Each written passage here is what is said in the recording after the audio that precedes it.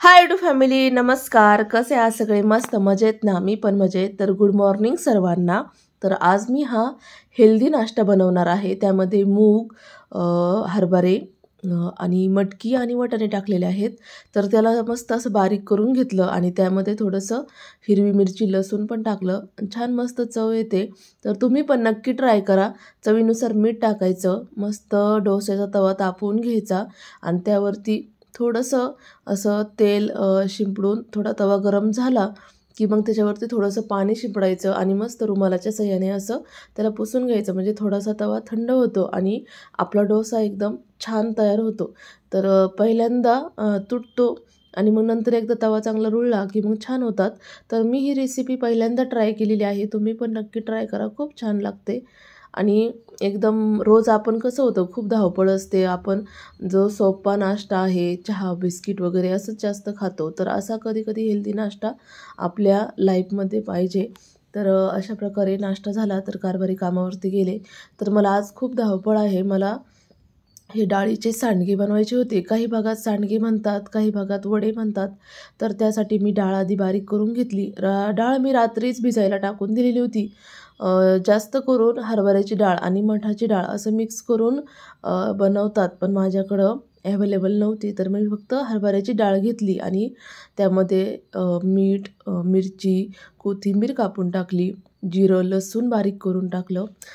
जिऱ्यामुळं छान चव येते आणि असे छोटे छोटे वडे तोडून घेतले आणि मस्त उन्हामध्ये वाळायला टाकून दिले. तर मी दुपारी पापडाचं पीठ मळायला घेतलं. तर हे पापडाचं पीठ मी गावाकडून येतानीच बनवून आणलं होतं. तर 1 किलो उडदाच्या डाळीला 2 किलो मुगाची डाळ असं घ्यायचं. तर हे जवळजवळ मी 1 किलोच्या वरती पीठ घेतलेलं आहे. तर 1 किलो जर पीठ असेल तर 1 पुडी टाकायची असं. तर हे जवळजवळ 1.25 किलो 1.5 किलो पीठ झालं होतं. तर त्यामध्ये थोडंसं मग मी एक्स्ट्रा मीठ ॲड केलं. मग काय होतं, जरा पापड थोडेसे अळणी होतात आणि मग असे अळणी पापड चांगले लागत नाही. तर मग थोडंसं पीठ एक्स्ट्रा ॲड केलं आणि पीठ मळताना एक काळजी घ्यायची, पाणी एकदम थोडं ॲड करायचं आणि पीठ असं एकदम पातळ नाही होऊन द्यायचं, जास्त घट्टच राहून द्यायचं आणि व्यवस्थित पीठ मळून घ्यायचं आणि एका पिशवीमध्ये त्याला पॅक करून ठेवायचं. 1-1.5 तास चांगलं पॅक करून ठेवलं का त्याला वरून एकदम मऊसूतपणा येतो आणि मग त्यानंतर आपल्याकडं जर पाटा नसेल तर आपल्याकडं असं काही जड वस्तू असते की त्याच्या साहाय्याने आपण ते पीठ पूर्णपणे एकदम असं कुटल्यासारखं त्याला व्यवस्थित कुटून त्याला असं एकदम मऊ बनवायचं. तर आता हे खूप कडक झालेलं आहे. तर असं ह्याच्या साहाय्याने मी त्याला कुटून घेतलं आणि व्यवस्थित कुटल्यामुळं त्याच्यामधील जो मसाला असतो तो व्यवस्थित बारीक होतो आणि त्यामध्ये एकजीव होतो आणि मग पापडाला पण खूप छान चव येते. तर मग मी हे पीठ आता इथे घेतलेलं आहे आणि ते मी जे छोटे छोटे उंडे बनवून घेणार आहे. एकदा उंडे बनवून ठेवले का मग आपल्याला पटपट पापड लाटायला पण सोपं पडतं. तर अशा पद्धतीने पोळपटावर पीठ घ्यायचं आणि इकडं बाहेर राहायला असल्यामुळं गावाकडं कसं राहतं, 3-4 बायका एकत्र येतात आणि मग पटपट पापड लाटून होतात. तर मी लाटायला एकटीच आहे, त्यामुळं मग मी आधीच सगळी तयारी करून घेते आणि मग पटपट लाटून घेते. तर मग मी अशा पद्धतीने सगळे उंडे बनवून घेतले आणि उंडे असे एकसारखे बनवायचे, म्हणजे पापड आपले काही छोटे काही मोठे नाही व्हायचे. तर तुम्ही असं पण करू शकता की असं लांब एकदम हे केल्यामुळं तसे उंडे पण पटपट आपल्याला करता येतात. तर आपल्या आजी वगैरे ही अशी प्रोसेस करायच्या.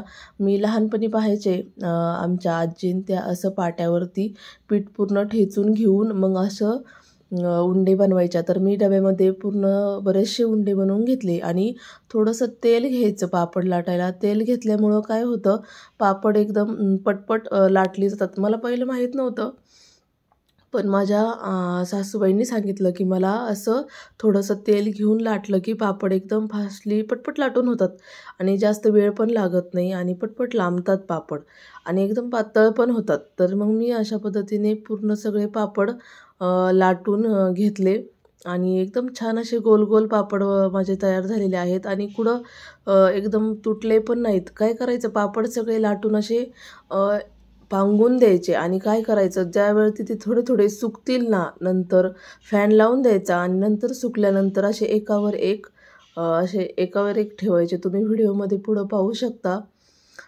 बऱ्यापैकी म्हणजे जास्त मोठे पण नाहीत आणि जास्त छोटे पण नाहीत, अशा पद्धतीने मी पापड लाटलेले आहेत. तर एवढं पीठ अजून उरलेलं आहे. तर म्हटलं आता स्वयंपाक वगैरे करून घ्यावा आणि मग दुसऱ्या दिवशी मी पापड लाटायला घेतलं. तर आता हे तुम्ही पाहू शकता बऱ्यापैकी चांगले सुकलेत. तर असे एकावर एक रचून ठेवायचे. तर हा दुसरा पदार्थ आहे उन्हाळी वाळवणाचा. हा उपवासाचा पदार्थ आहे. हा मी त्याच्यानंतर 4-5 दिवसांनी बनवला. तर म्हटलं सगळे आपण जे जे पदार्थ बनवले ते सगळे एकाच व्हिडिओमध्ये ॲड करावा आणि ही रेसिपी मी पहिल्यांदाच ट्राय केलेली आहे. तुम्ही पण ट्राय करा. आपण काही 4-5 बटाटे घ्यायचे उकडून आणि एक बटाटा कच्चा घ्यायचा. तर त्याच्या अशा पद्धतीने साल काढून घ्यायची आणि मग किसणीवरती त्याचा किस करून घ्यायचा. पूर्ण साल काढून घ्यायची. अजिबात त्याचं ते टरकलं काय ते राहिलं नाही पाहिजे. एकदम छान क्लीन करून घ्यायचा आणि तो किस एकदम बारीक पण नाही करायचा आणि एकदम जाड पण नाही करायचा. मध्यम याच्यावरती किस करून घ्यायचा. तुम्ही पाहू शकता छोट्या किसनीनेच केलेला आहे मी. तर हा किस तुटून द्यायचा नाही. एकदम व्यवस्थित लांब असा काड्यासारखा किस करून घ्यायचा आणि त्याला काही वेळ पाण्यामध्ये ठेवायचं. तर पाण्यामध्ये ठेवल्यानंतर त्यातलं पूर्ण जे स्टार्च असतं ना ते पूर्ण सगळं निघून गेलं पाहिजे. 2-3 पाण्याने त्याला धुवून घ्यायचा आणि मग त्यानंतर आपले हे उकडलेले बटाटे मी इथं सोलून घेतले. तर मी 4-5 बटाटे घेतले असतील त्या अंदाजाने तुम्ही साबुदाणा घ्यायचा. तर मी साबुदाणा रात्रीच भिजायला टाकून दिलं होतं. जसं आपण खिचडीला बनवतो ना एकदम तसा साबुदाणा घ्यायचा आणि बटाटे आता इथे मॅशरच्या साहाय्याने मी पूर्ण बारीक करून घेतले.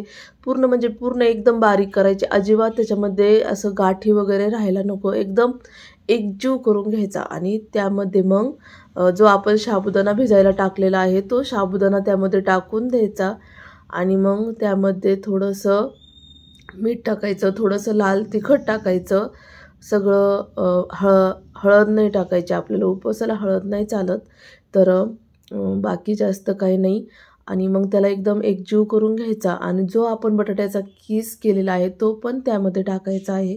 पण तो त्यामध्ये अशा रीतीने टाकून मिक्स करायचा की तो तुटणार नाही. तो जर तुटला तर मग ते किस टाकलेला काहीच उपयोग होणार नाही. एकदम हलक्या हाताने आपण त्याला एकदम मिक्स करून घ्यायचं आणि मग त्याचे आपण छोटे-छोटे एखाद्या ताटावरती म्हणा किंवा एखादा आपला प्लॅस्टिकचा कागद असतो, पॉलिथिनच्या खूप बॅग असतात आपल्याकडं, त्याच्यावरती आपण टाकू शकतो.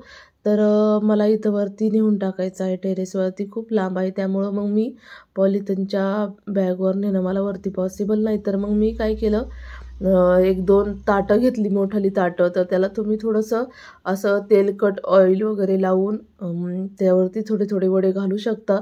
नाहीतर तुम्ही एकदम प्लॅस्टिकच्या बॅगवरती पण घालू शकता. तर मी ताटावरतीच एकदम थोडंसं तेल लावून घेतले आणि असे छोटे-छोटे वडे घालून घेतले. तर हे उपवासाला खूप छान लागतं आणि आपल्याला सारखं खिचडी वगैरे खाऊन कंटाळा येतो. वेफर्स पण आपण कायम खातच असतो. तर असं वेगवेगळे पदार्थ बनवले का मग उपवासाच्या दिवशी आपल्याला पटकन तळायला पण बरं पडतं आणि मी ट्राय केला आहे. तर तुम्ही पण नक्की ट्राय करा. खूप छान लागतात आणि जसे आपण आपल्या रेग्युलरच्या ह्याच्यामध्ये डाळीचे वडे बनवतो तशाच पद्धतीने आहे आणि एकदम हवाबंद डब्यामध्ये भरून पण ठेवायचे. आता माझे इथं वडे रेडी झालेले आहेत. तर एवढ्या पिठामध्ये म्हणजे एवढ्या अशा पिठामध्ये हे 3 ताटं भरलेले आहेत. तर मग मी ते सगळे वरती उन्हाला नेऊन ठेवले आणि आमच्या इथं काय होतं, खूप कबुतरं येतात. तर मग आम्ही असं एखाद्या रुमालाच्या साहाय्याने किंवा असं पातळ कापडाने झाकून ठेवायचे. अशा पद्धतीने इथे वडे रेडी झालेले आहेत. रेसिपी आवडली असेल तर चॅनल सबस्क्राईब करा. धन्यवाद.